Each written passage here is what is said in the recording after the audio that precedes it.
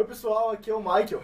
E eu sou o Carlos. E eu sou o Lucas. Nós viemos falar sobre o neurônio, uma estrutura muito importante para o nosso corpo. E a doença degenerativa, o mal de Huntington.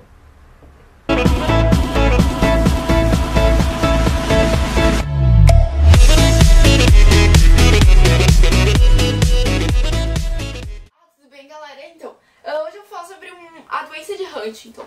O que ela é? Ela é uma doença de disfunção cerebral degenerativa, ok? E ela é hereditária e autossômica. Autossômica porque ela acontece no cromossomo 4, ok? Ou seja, ela pode atingir 50% homens e 50% mulheres, né? Então, como ela é uma doença de disfunção cerebral e degenerativa, ou seja, altera o funcionamento das células na região cerebral, né? E acaba, então, causando um retardamento de movimentos. Tanto um movimento mental quanto um movimento corporal, né? Ela antigamente se chamava Coreia de Huntington, porque também é uma das consequências dela, né? A pessoa, aliás, Coreia é de uma palavra grega e significava dança. Por quê? Porque a pessoa, ela se mexe, né? Como se ela tivesse mal de Parkinson, só que o corpo inteiro, né? E ela acontece de pessoas de 25, normalmente, né? De 25 a 60 anos essa doença se manifesta, tendo uma predominância em pessoas de 35. Só 5% da população essa doença se manifesta depois dos 60, mas ainda é possível, certo? E aqui nessas listrinhas possuem os genes. Os genes são a parte, né, onde possui as informações hereditárias dos indivíduos. Nos genes, nucleótidos. Os nucleótidos são formados por 3 substâncias: fosfato, pentose e azatona. Isto, se eu não me engano, é azatona. Enfim, essas substâncias que eu citei, elas acabam formando grupos e formando blocos, né? Só que para uma pessoa que tem a doença de Huntington, essa produção de blocos é formada em menor quantidade. As substâncias que também se encontram nesses nucleótidos, elas são, por exemplo, a guanina, né? Elas possuem repetições, né? Então são 5 substâncias que possuem repetições, né? E numa pessoa que não tem a doença de Huntington, ela possui repetições, aliás, ela possui menos de 20 repetições, enquanto a pessoa que é portadora dessa doença possui mais de 36, né, repetições. Ela é uma doença dominante, e é importante a gente falar isso. Até fiz aqui, então, né, um heredograma. Aqui, ó, uma pessoa que possui a doença de Huntington, onde o alelo representando uma letra maiúscula é a dominante e a minúscula, né? E aqui um indivíduo onde não possui a doença de Huntington, né? Fiz aqui o quadrinho de Punnett, onde deu 50 a 50%, ou seja, a pessoa tem 50% de se desenvolver essa doença. 50% sim, 50% não, ok? Fiz aqui um heredograma agora, né, pra demonstrar como funciona mais ou menos. Criei hipóteses na minha cabeça de um homem, né, casa aqui com uma mulher. O homem não é afetado, a mulher sim, né? Ela possui, então ela é portadora dessa doença. Eles acabam tendo 4 filhos. 2, né? Os 2 meninos aqui possuem a doença e as 2 meninas não. Um menino casa com uma menina que também é afetada, enquanto a menina que não é afetada casa com um menino que também não é afetado. Esses daqui acabam tendo 3 filhos, né? Não tem essa doença. Já aqui não é portador da doença de Huntington, enquanto os outros, o casal aqui, possui, né? A menina aqui casa com um moço, né? E eles acabam tendo 7 filhos. Desenhei 7 filhos aqui só pra gente entender. Aqui tá meio estranho, mas são 7, né? E sendo que desses 7, estudo da árvore de todas as gerações aqui, né? Eles acabam, então, de 7 filhos, 2 são portadores dessa doença, né? Então, é mais ou menos assim. Lembrando, né, 50% tem a probabilidade de ter. Então, galera, por hoje é isso, né? E ok, até mais. Bom, eu vou falar um pouco sobre a parte química do neurônio. E ela se relaciona muito à sinapse química e às substâncias que ela se utiliza para realizar a comunicação entre os neurônios. E essas substâncias são chamadas de neurotransmissores. Então você pode ver nesse desenho aqui que nós temos 2 neurônios, um pré-sináptico e um pós-sináptico. Você pode observar que aqui no pré-sináptico nós temos vesículas. Vesículas são essas bolinhas em azul, que você pode observar aqui. E dentro dessas bolinhas nós temos os neurotransmissores. Essas bolinhas, essas vesículas, levam os neurotransmissores até a fenda sináptica e liberam eles.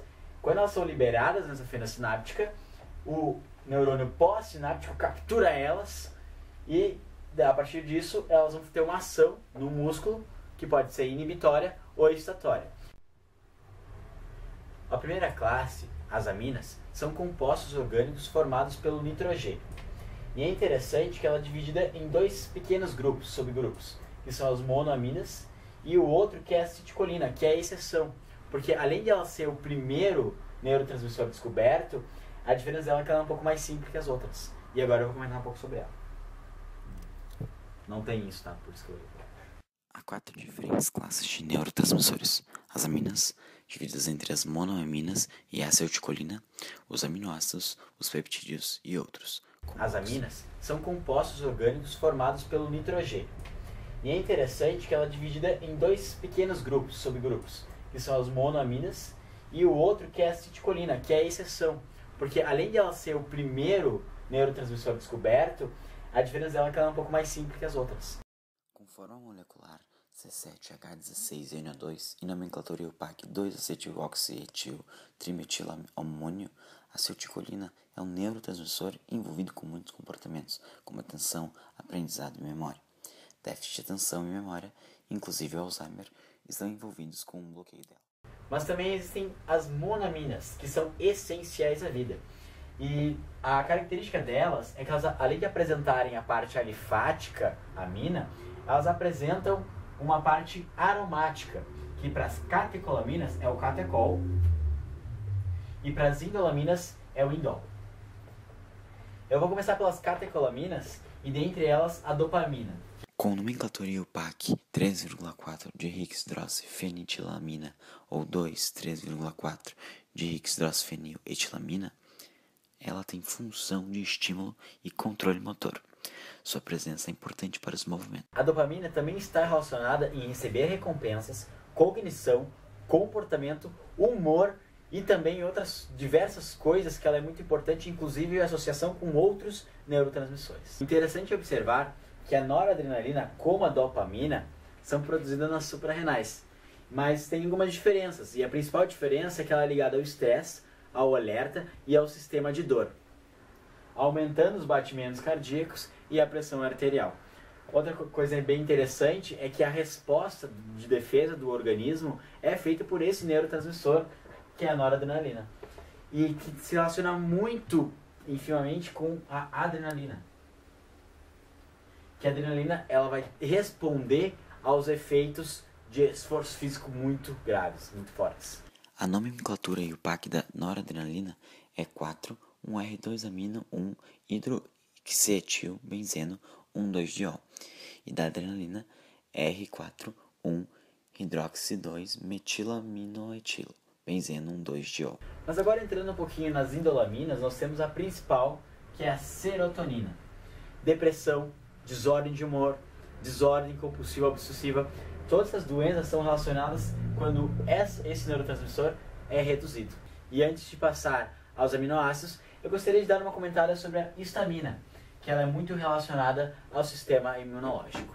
Agora passando aos aminoácidos, nós temos aqui o glutamato, a glicina e a GABA, que são muito importantes na inibição e na excitação de algumas funções do nosso corpo. Para começar, o glutamato, ou ácido glutâmico, É um neurotransmissor fundamental no processo da memória. Seu nome PAC é 2-aminopentametióico ácido. Bem rapidinho eu desenhei aqui o neurônio para explicar que quando o glutamato está em excesso, causa um influxo de cálcio. Isso pode causar algumas doenças bem ruins, como a doença de Low Cherry. E nesse mesmo grupo nós temos a glicina. Reposição aqui, por favor. Reposição rápido. Aí. Os neurônios mais afetados se localizam no estriado.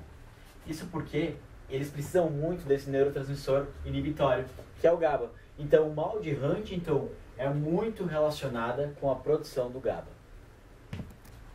Com nomenclatura IUPAC ácido 2-aminoacético, ela tem função principal de inibição no tronco cerebral e medula espinhal. Eu acho muito interessante falar sobre a estricnina, que é antagonista à glicina.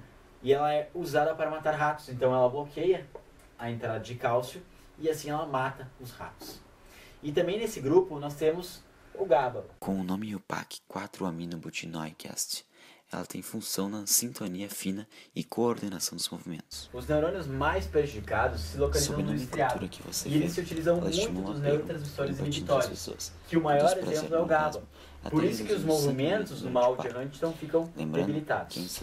Agora nós vamos falar sobre os peptídeos, que são grandes moléculas formadas por aminoácidos. E nós temos aqui as três principais, que são a insulina, endorfina e a ocitocina, que na verdade elas ajudam na mediação dos sensores, né, e emocionais, como as fome, prazer, sede, e existem mais de 50 tipos, então são realmente uma variedade muito grande de peptídeos.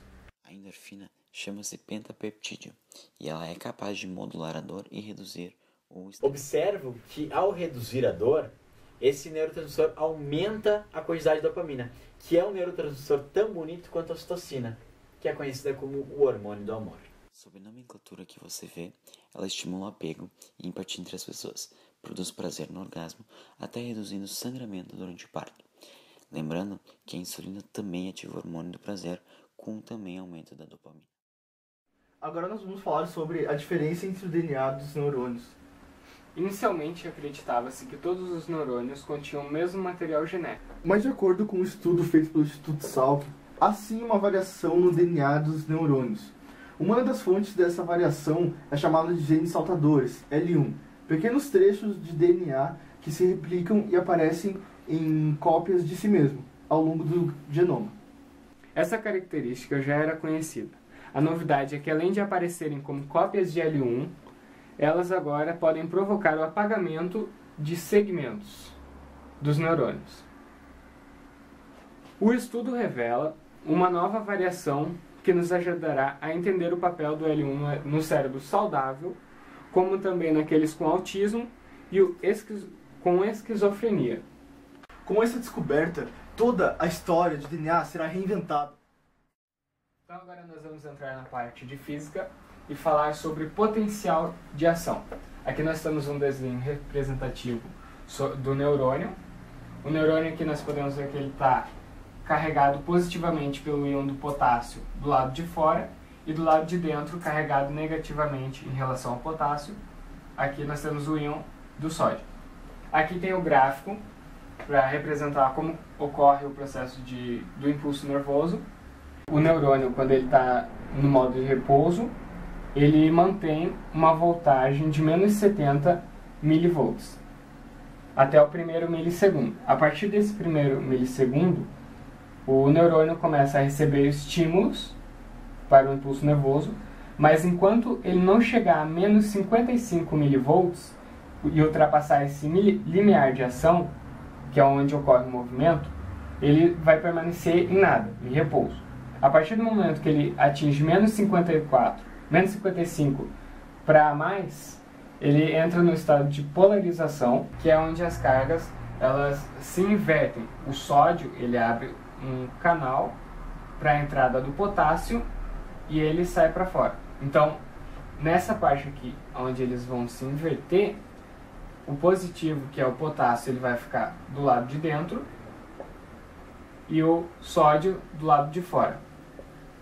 Nesse processo de polarização, aqui no gráfico, a gente pode ver que ele atinge até 40 milivolts, que é onde ocorre que o impulso nervoso ele dura cerca de 0,0015 segundos. Após o impulso nervoso, ele entra no estado de repolarização, que é quando as cargas elas vão voltar para o lugar normal e entrar no processo do período refratário. Mesmo que a gente estimule novamente o neurônio, ele vai receber esse estímulo, mas ele não vai ser ativado. Ele vai ativar a outra parte do neurônio, que são essas cargas do lado. E assim vai acontecer todo o processo do impulso nervoso novamente. Um exemplo do impulso nervoso é, por exemplo, quando eu vou fechar a minha mão.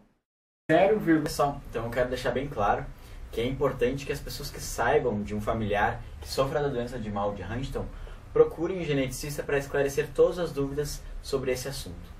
E vale lembrar também que o estudo das ciências da natureza pode contribuir para a evolução do ser humano. Por hoje é tudo, pessoal. Obrigado por ter assistido o vídeo e deixa o like se tenha gostado.